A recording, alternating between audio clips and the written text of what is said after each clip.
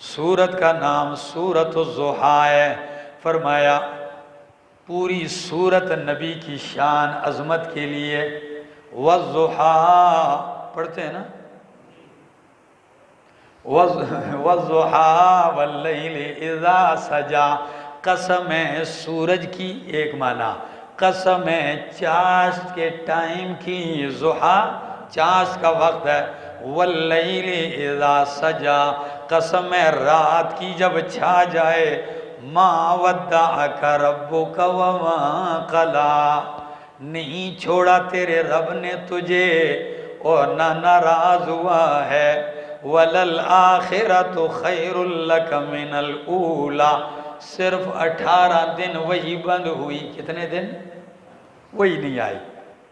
تو ابو لہب کی بیوی ام جمیل اور باقی مشرکین وہ کہنے لگے ان محمدن قد ودعہ ربہ وقلا، کہ محمد کو اس کے رب نے چھوڑ دیا، ودع الوداع کر دیا، وقلا اور ان سے ناراض ہو گیا ہے۔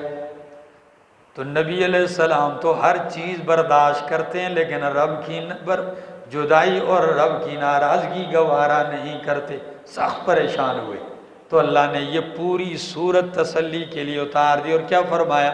والضحیٰ، اور انداز بالکل بڑا عجیب ہے، والضحیٰ قسم ہے سورج کے اجالے کی، واللیل اذا سجا قسم ہے رات کی جب چھا جائے۔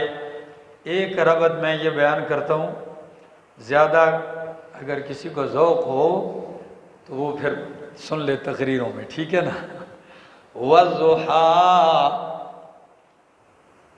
دن کے اجالا گواہ ہے، واللیل اذا سجا رات جب چھا جائے اس کی قسم، یعنی چھا جانے والی رات گواہ ہے۔ مطلب کیا ہے میرا پیغمبر؟ جو میں کہہ رہا ہوں یہ ضحیٰ ہے کہ میں نے تجھے نہیں چھوڑا، یہ ضحیٰ ہے۔ اور جو مشرک کہتے ہیں کہ تجھے رب نے چھوڑ دیا، یہ واللیل اذا سجا ہے، یہ سیاہ رات ہے، جھوٹ ہے۔ سمجھ میں آ گئی؟ ہاں، تو جس طرح روشنی آتی ہے اندھیرا چلا جاتا ہے، تو میں نے جو کہا تو ان کی باتیں اندھیرا ساری ختم ہوگی، ساری چیزیں ٹھیک ہو گیا۔ یا یہ بھی آپ کہہ سکتے ہیں والضحیٰ واللیل اذا سجا، قسم ہے سورج کے اجالوں کی، کیا؟ اور رات کے اندھیروں کی، یعنی سورج سے اس کے اندھیرے جدا ہو سکتے ہیں، رات سے اس کی سیاہی جدا ہو سکتی ہے، لیکن محمد سے اس کا رب ناراض نہیں ہو سکتا۔ آپ سے آپ کا رب ناراض نہیں ہوا، ما ودعکا، نہ آپ کو چھوڑا ہے آپ کے رب نے، وما قلا، اور نہ ناراض ہوا ہے، بلکہ یہ کہتے ہیں ناراض، اب میری طرف سے نوازشات کی برسات سنیے۔ فرمایا للآخرۃ خیر لک من الاولی، آپ کا ہر آنے والا لمحہ گزرے ہوئے سے بہتر ہوگا۔ آخرہ آنے والا لمحہ، اولا گزشتہ، تو آپ کے لیے آنے والی حالت گزشتہ سے بہتر ہوگی۔ وَلَسَوْفَ يُعْطِيكَ رَبُّكَ فَتَرْضَىٰ، ان قریب آپ کو آپ کا رب دے گا، فَتَرْضَىٰ، پس تو کیا ہو جائے گا؟ راضی ہو جائے گا۔ کیا دے گا؟ یعطیک، یہ متعدی بدو مفعول ہے، ایک مفعول کا موجود ہے لیکن دوسرا مفعول نہیں ہے کہ وہ چیز کیا ہوگی جو دے گا، کیا؟ تو مفسرین فرماتے ہیں اس مفعول کو حذف اس لیے کر دیا، اگر کوئی ایک چیز ہوتی تو پھر معنی ہوگا کہ رب صرف آپ کو یہی دے گا، لیکن ایک چیز ہوتی تو میں ذکر کرتا، ایک نہیں ہے، اسے چھوڑ دیا ہے، محذوف کر دیا، تو معنی ہوگا کہ تو جو جو چاہے گا تیرا رب وہ تجھے دے گا. ٹھیک ہو گیا. سوف ولا سوفا، دیر نہیں لگے گی، دے گا تجھے تیرا رب. فترضا، پس تو راضی ہو جائے گا. عالمی دنیا میں بھی اور آخرت میں بھی. ایک صحابی نے پوچھا یا رسول اللہ آپ کے راضی ہونے کی بھی کوئی حد ہے؟ آپ کے راضی ہونے کی بھی کوئی حد ہے؟ آخر آپ کب راضی ہوں گے کہ اللہ بس میں کیا ہو گیا ہوں؟ فرمایا اذن لا ارضا وواحد من امتی فی النار، اس وقت تک میں راضی نہیں ہوں گا جب تک کہ میرا ایک امتی بھی جہنم میں ہوگا. موحد کی بات ہے، موحد گناہگاروں کی. مشرک کی بات ہے، مشرک کے لیے تو دنیا میں منع کر دیا تو آخرت میں کیا پیغمبر سفارش کریں گے؟ اس سعادت سے مشرک کو خوش ہونے کی ضرورت ہے. اس سے خوش ہو تو وہ موحد خوش ہو. ہے توحید پر لیکن غلطیاں ہوئی ہیں. آگے عالم یجد کا یتیمن فآوا، کیا ہم نے آپ کو یتیم نہیں پایا؟ فآوا، پس ٹھکانہ دیا. او میرا سونا ادھر دیکھو، فرمایا کیا ہم نے آپ کو یتیم نہیں پایا، ٹھکانہ دیا. اس میں کیا مطلب ہے؟ اشارہ تسلی ہے پوری صورت کہ میرا پیغمبر جب آپ یتیم تھے، ماں چھوڑ گئی، باپ پہلے فوت، دادا فوت، سب نے چھوڑ دیا، تو میں نے آپ کو یتیمی میں نہیں چھوڑا. اب تو میں نے نعمت قرآن دے دیا، اب کیسے چھوڑ دوں گا؟ یہ ویسے ہی کہتے ہیں آپ کو آپ کے رب نے کیا کر دیا ہے؟ چھوڑ دیا ہے، ناراض ہوا. نہیں، میں نے اس وقت بھی آپ کو نہیں چھوڑا. کیا ہم نے نہیں پایا آپ کو یتیم؟ فآوا، ٹھکانہ دیا. ووجدک ضالا فہدا، اور ہم نے آپ کو پایا. معنی کرتے ہوئے بھی لغوی ڈر لگتا ہے، اس لیے لغوی شغوی کو چھوڑو. یہ دوسرا معنی بھی لغوی ہے. امام راضی کا معنی کرنے لگا ہوں. وَوَجَدَكَ ضَالًّا، ہم نے پایا آپ کو محبت کرنے والا. فَهَدَا، تو اپنی طرف رہنمائی کر دی. میری محبت میں غار حرا میں جا جا کے عبادتیں کرتے تھے، کئی راتیں، کئی دن. فَهَدَا، پس اپنی طرف کیا کر دی؟ رہنمائی کر دی. اور امام راضی نے ضالن کا معنی محبن دلیل کیا دی؟ اس کی دلیل سورۃ یوسف کی وہ آیت دی ہے کہ 40 سال کے بعد جب یعقوب علیہ السلام خوشبو محسوس کرنے لگے یوسف کی، تو گھر والوں نے کہا اے ابا انک لفی ضلالک القدیم، تو اپنی پرانی گمراہی میں ہے. تو یہ معنی ہے. اگر ضلال کا معنی یہ کرتے تو برادران یوسف مسلمان رہتے؟ پوری امت کہتی ہے کہ وہ مسلمان تھے. تو یعقوب علیہ السلام تو پیغمبر ہیں، تو پیغمبر کو گمراہ کہنے والا بھلا مسلمان ہوگا؟ اس لیے معنی امام راضی نے کیا کہ ابا آپ اسی پرانی محبت میں پڑے ہوئے ہیں کہ 40 سال گزر گئے ہیں، ہم نے تو یوسف کی محبت ہی کو آپ سے ختم کرنے کے لیے ساری تدبیر کی تھی، لیکن اب تک اسی محبت میں پڑے ہوئے ہیں. ٹھیک ہو گیا؟ یہ ایک توجیہ. دوسری توجیہ نقل کی ہے امام قرطبی نے امام ابن خالوے سے. یہ بڑی مزے دے گی آپ کو، ٹھیک ہے، جھوم جاؤ گے. فرمایا وَوَجَدَكَ ضَالًّا فَهَدَا، ٹھیک ہے، ہم نے پایا آپ کو ضالًا، گمراہ قوم کے بیچ میں. فَهَدَا، پس آپ کے ذریعے ان کو ہدایت دے دی. سمجھ میں آئی؟ اور معنی کیا کیا؟ وَوَجَدَكَ بَيْنَ قَوْمٍ ضُلَّالٍ، کیا؟ بَيْنَ قَوْمٍ ضُلَّالٍ فَهَدَاهُمُ اللَّهُ بِكَ اس معنی کی ایک تائید بھی موجود ہے وہ لفظ کے اندر کہ اگر یہ خطاب صرف پیغمبر کو ہوتا کہ ہم نے آپ کو ہدایت دی تو معنی یوں ہوتا وَوَجَدَكَ ضَالًّا فَهَدَيْتُكَ. بات سمجھ میں آ گئی؟ لیکن فَهَدَيْتُكَ نہیں ہے، اس لیے الزام پیغمبر پہ نہ ڈالنا، مانا کرو وَوَجَدَكَ ضَالًّا، ہم نے پایا آپ کو گمراہ قوم کے بیچ میں، فَهَدَا، پس ان کو کیا دے دی؟ آپ کے ذریعے ہدایت دے دی. آگے اللہ، بعض نے بہت سارے معنی اور بھی کیے ہیں، میں نے چھوڑ دی. آگے وَوَجَدَكَ عَائِلًا، اور آپ کو پایا کیا جی؟ عائلاً، غریب، مفلس، پس مالدار کر دیا. مالدار کیسے کر دیا؟ مفسرین نے بہت سارے مصداقات ذکر کیے، ایک مصداق یہ ذکر کیا کہ خدیجۃ الکبریٰ سے نکاح کر دیا. جی حاجی صاحب باب تبصرہ کر رہے ہیں، اللہ ہی خیر کرے. فرمایا پایا ہم نے آپ کو مفلس پس مالدار کر دیا.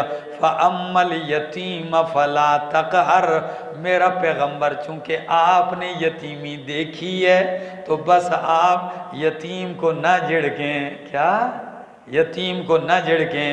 وَأَمَّا السَّائِلَ فَلَا تَنْهَرْ، چونکہ آپ نے مفلسی دیکھی ہے اس لیے کہ اگر کوئی مانگنے والا آئے تو نہ جھڑکیں اس کو. وَأَمَّا بِنِعْمَتِ رَبِّكَ فَحَدِّثْ، بہرحال اپنے نب کی نعمت سے مراد قرآن ہے، میں نے آپ کو قرآن والی نعمت دی ہے. فَحَدِّثْ، اسے بیان کیجیے، لوگوں کی باتوں میں نہ آئیے. کیا؟ لوگ جو مرضی ہے. تسلی پوری صورت میں صرف رسالت کا بیان ہے، ٹھیک ہے نا؟ ہاں، نعمت رب کی آپ بیان کریں، لوگوں کی پرواہ نہ کریں. شاعر کہتا ہے عرفی تم اندیش ز غوغائے رقیباں، آواز سگاں کم نہ کند رزق گدارا. عرفی، کتوں کے بھونکنے سے فکر نہ کر، خطرہ نہ محسوس کر. کتوں کے بھونکنے سے فقیر کی روزی میں فرق نہیں آتا. آپ لگے رہیں. ہم بھی کہتے ہیں وہ دو باتیں اگر ہماری سن لیں تو ہم 100 گالیاں سہ لیں. وہ دو باتیں اگر ہماری سن لیں تو ہم 100 گالیاں سہ لیں. ہمیں اپنے مطلب سے مطلب ہے، وہ جو چاہیں ہمیں کہہ لیں. لوگ جو مرضی ہے کہیں بھائی، ان کی کیا پرواہ ہے. اما بنعمت ربک فحدث، سورت کا نام ہے سورت الم نشرح، انشراح. اس سورت کو یوں دیکھو گویا کہ یہ سورت اور وہ سورت ایک ہے. کیا؟ یہ اس کا تتمہ نظر آتا ہے، کیونکہ ادھر فرمایا الم نشرح لک صدرک، اوپر کیا فرمایا الم یجدک یتیما. ٹھیک ہے نا؟ یہ بالکل اسی کے ساتھ مربوط ہے.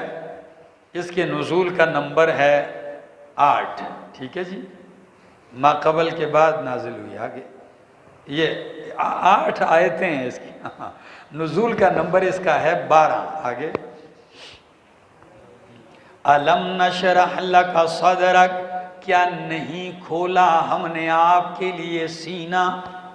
اب کئی لوگ یہاں یہ بیان کرتے ہیں تو پھر شروع کر دیتے ہیں، وہ حدیث ذکر کرتے ہیں کہ جی نبی علیہ السلام کے سینے کا آپریشن ہوا معراج پر جانے سے پہلے. میرا بھائی وہ شق صدر ہے. کیا ہے؟ وہ الگ ہے.